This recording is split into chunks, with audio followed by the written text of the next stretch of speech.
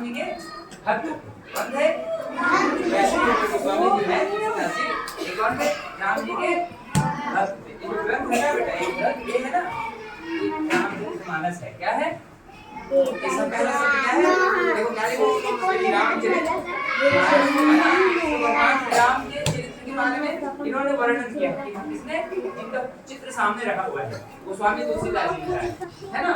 तो इनका जन्म हुआ था तुलसीदास का चित्रकूट, सुने हो आप लोग? चित्रकूट नाम कभी सुने हो आप लोग? है ना, प्रयागराज के पास है, उत्तर प्रदेश में चित्रकूट नाम है। वहीं राजापुर नाम के गांव में इनका जन्म हुआ था गोस्वामी जी। अच्छा, जैसे दूसरे लोगों के 10 महीने में या 9 महीने में होता है ना, इनका जन्म हुआ था 12 महीने। और जब जन्म हुआ इनका तो इसके दांत पूरे जमे हुए, इसके दांत ये जन्म हुआ उसी समय, नहीं तो बच्चों का दांत नहीं रहता, इसके सारे दांत जमे हुए। घर वाले घबरा गए कि कैसे बच्चे का जन्म हुआ है ना। तो उसकी माता जो थी ना वो डर गई और अपनी दासी के पास उसको छुड़वा दी, और माता जी तो खत्म हो गई। दासी भी 5 साल बाद उस बच्चे को 5 साल तक पालन पोषण करी और वो भी खत्म हो गई दासी। तो बाद में एक स्वामी नरहरि दास जी के पास पहुंच गए एक तीर्थकार, और उन्होंने इनको शिक्षा दी अयोध्या में, काशी बनारस में, और भगवान श्री राम के बारे में, श्री राम के बारे में उन्होंने इनको बताया। तो जीवन में बचपन में जो हमें कुछ बताता है तो जीवन भर उसकी छवि बनी रहती है। तो इनके जीवन में भगवान श्री राम की का असर रहा। तो जब बड़े हुए पहले दूसरी जब बड़े हुए तब इन्होंने भगवान की ग्रंथ की रचना की, श्री राम तो ग्रंथ में अलग अलग कांड है, बाल कांड, अयोध्या कांड, किशनगढ़ कांड, ऐसे करके अलग अलग कांड है। इस कांड में भगवान के जीवन में जो जो घटनाएं घटी उसके बारे में वर्णन है इसमें। तो जैसे हम छत्तीसगढ़ी होते हैं ना, तो एक अपनी भाषा में लिखे हैं उन्होंने। जैसे उस समय संस्कृत साहित्य प्रचलन में था, जब इस समय इन्होंने लेख लिखा उसमें संस्कृत साहित्य की पूरी देश दुनिया में धूम थी, लेकिन उन्होंने क्षेत्रीय भाषा में लिखा, अवध की भाषा में लिखा है ना, अयोध्या में रहने वाले थे तो इन्होंने अवधी भाषा में लेखन किया। और उस समय जो तत्कालीन विद्वान थे संस्कृत के, उन्होंने इनका बहुत विरोध किया कि क्या आप देसी भाषा में रचना कर रहे हो। लेकिन भगवान की भक्ति तो भाई भाषा से ऊपर है ना, भगवान की भक्ति है ना। उल्टा नाम जपत जब जाना वाल्मीकि वह ब्रह्म जिस समाना, जो वाल्मीकि है जिन्होंने रामायण की रचना की, ये तो रामचरितमानस है, तो भगवान के नाम को उल्टा जाप करते थे, मरा मरा मरा मरा मरा मरा मरा कहते थे। बार बार सब आप लोग देखो, मरा बोल के देखो क्या निकलता है, बार बार बोलो राम राम नहीं लगता है, बार बार बोलोगे तो वो भी तो मरा जपते थे, लेकिन चलने क्या लगा राम राम राम राम निकलने लगा। तो उनकी भी ख्याति इतनी फैली स्मरण नाम से भी, तो भगवान के लिए सीधा नाम से देंगे हमारा कल्याण होगा कि नहीं होगा, है ना। तो भगवान श्री राम के बारे में आप लोग टीवी में सुनते हो, देखते हो, सीरियल हो गया बात भी लगते है ना, टीवी में देखे हो राम से रामायण देखे हो, रामायण क्या है राम के बारे में, भगवान के बारे में। राम भगवान के बचपन में कोई दुश्मन नहीं थे क्या, कोई दुश्मन नहीं बचपन में, इसलिए लड़ाई करते थे भगवान राम, अपने माता पिता की आज्ञा का पालन करते है ना, सबकी बातों का पालन आगे सबके आगे मानते भगवान श्री राम। और उसकी माता पिता जो कह देते थे उसको मानते थे, उसकी किंतु पर चुटकी नहीं लगाते थे हमारी तरह, है ना। तो हमें भी अपने माता पिता की बातों का पालन करना चाहिए। जब उनको उनके पिताजी ने कहा राजा दशरथ ने आपको वनवास जाना है, तो उन्होंने पूछा नहीं पिताजी मैं क्यों जाऊं, मेरी क्या गलती है। वो भी एक दिन के लिए नहीं, 2 दिन के लिए नहीं, 14 साल हो गए उनको वनवास भेजा, लेकिन भगवान राम प्रसन्न मन से वन चले गए, है ना भाई। क्यों? अपने पिता की आज्ञा का पालन करने के लिए। तो हमें भी अपने माता पिता की बातों का पालन करना चाहिए, नहीं करना चाहिए।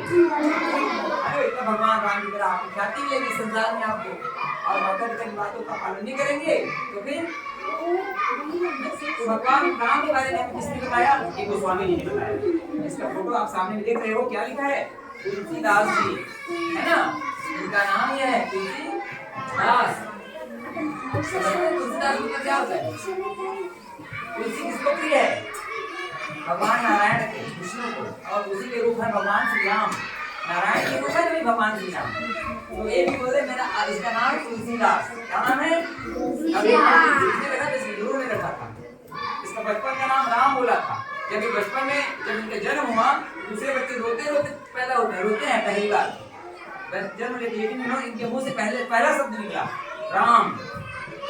बच्चे मुंह करके रोते हैं, पहली अपनी आवाज निकलती है तो, लेकिन इनके मुंह से राम निकला था, है ना।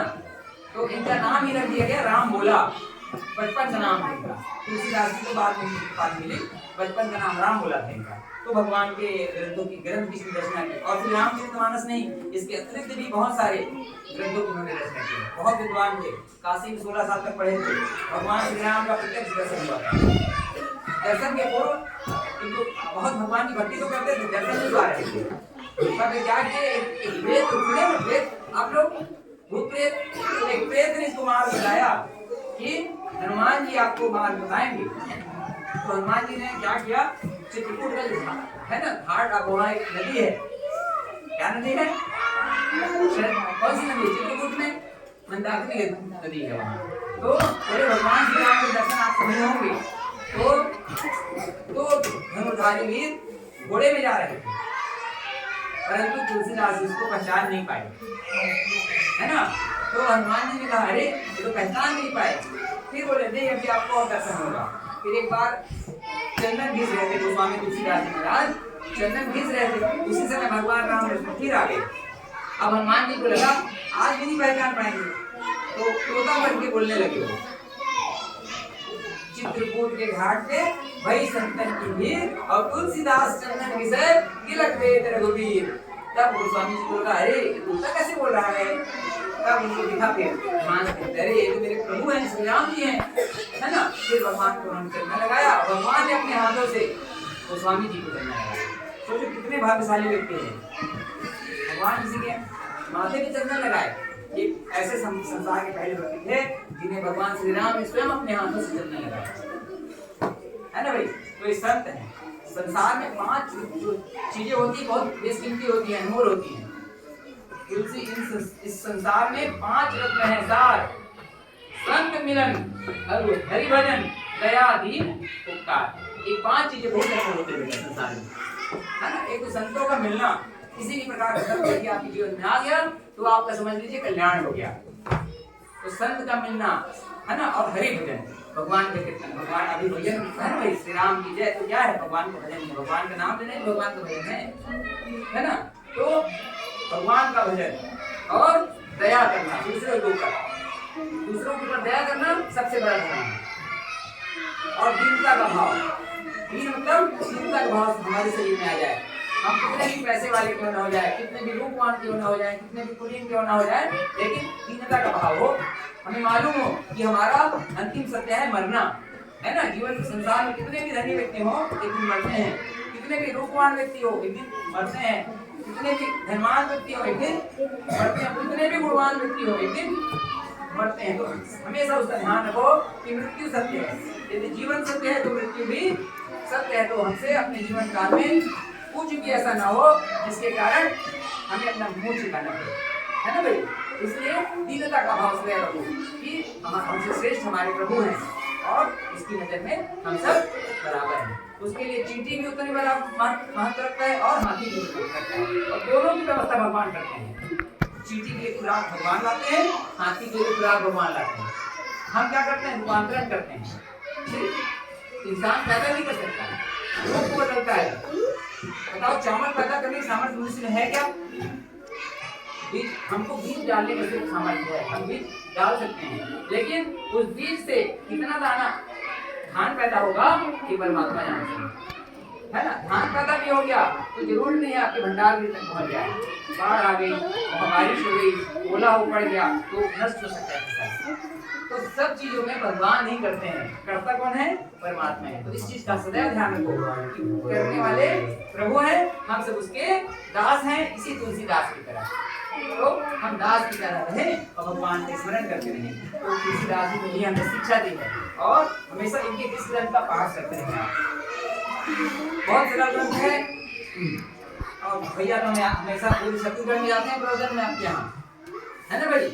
पूरे छत्तीसगढ़ में जहाँ कहीं भी होता है रामायण तो पूछते हैं और बाकायदे वो वहाँ प्रवचन करने जाते हैं। देखिए है ना भाई, पर जब स्कूल में पढ़ते थे उस समय भी तबला वादन का तबला वादन की कला है ना। देखो गुण जो होता है ना हर किसी का होता है, सबके पास सब गुण नहीं होता, लेकिन जो गुण होता है उसको हमें ग्रहण करने की समर्थ होनी चाहिए। जैसे भैया तबला आता है, आपके गांव में रहते हैं, आप लोग उनके पास जाकर के इनको गुरु मान के सीख सकते हैं, है ना भाई? सीख सकते हैं नहीं सीख सकते? तबला वादन से भी मनुष्य विदेश जाता है, तबला वादन गुरु के माध्यम से। तो ये सब मुश्किल है, तो इस ग्रंथ का पाठ आप लोग कर दिया करिए रामचरितमानस का। और इतना नहीं कर सके तो हमारा इसका ग्रंथ सबसे छोटा है। इसको तो क्या कहते हैं भाई, आप लोग जानते हो इसको क्या कहते हैं?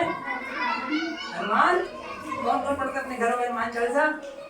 अभी नहीं पढ़ते है ना, तो प्रयास करना आप सभी लोग हनुमान चालीसा की ऐसी छोटी भूमिका ले लेना और पढ़ना इसको। अगर पाठ करा देंगे तो हनुमान चालीसा करा दें। कराया करेंगे नहीं। चलो भैया आप इधर चंद्र के बारे में बगल कर दो।